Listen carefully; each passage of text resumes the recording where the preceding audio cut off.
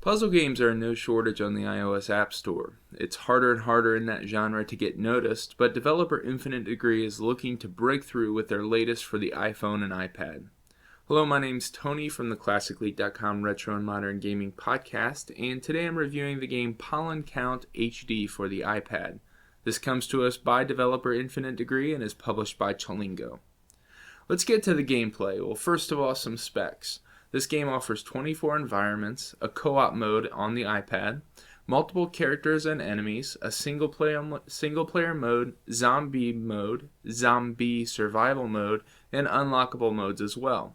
So to start for a puzzler, this game is chock full of content. The story is simple. You play as the bees, either the worker, the drone, or the queen. Your job is to get pollen from the flowers to the hive, and when you achieve a certain pollen count in every level, it helps you pass the environment and move on. There are 3 levels of pollen count you can achieve in this game, and they're rated by stars.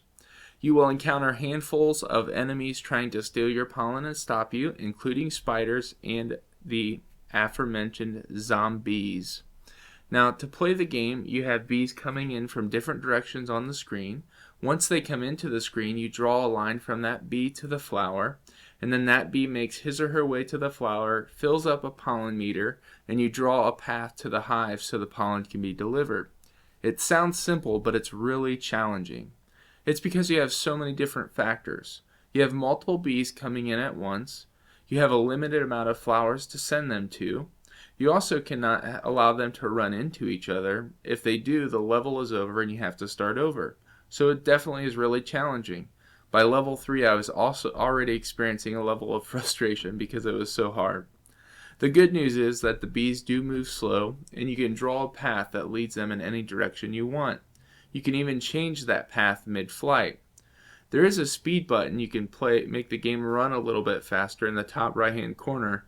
Not sure why you would want to, though, because it's tough enough the way it is. There is a co-op same screen mode on the iPad, as I mentioned. It's kind of a race mode to collect pollen with 2 different hives and 2 colors of bees. I did play this with my wife a couple times, and we both thought it was fun and a nice addition to the game. Graphically, this game is beautiful. It uses real-world moving screenshots. So if there's water in the background, it's probably moving. The Infinite Degree really nailed this as a developer. It's really a beautiful game. The bees in the hive are kind of cartoony and superimposed over the moving screenshots, but this game still looks great, and I was really impressed with what they did. As far as controls are concerned, they were responsive and worked fine. I mean, you're simply drawing a line, so there's not really any way you can mess that up. In conclusion, Pollen Count HD is a fun puzzle game that's chock full of content. Fair warning though, it is hard and unforgiving. It does look great on the iPad, and I think it's worth the $1.99 price tag. If you need a new strategy puzzle fix and want to play with bees without getting stung, pick this one up today.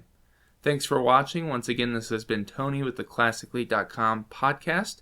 Please listen in to our weekly podcast and like us on Facebook.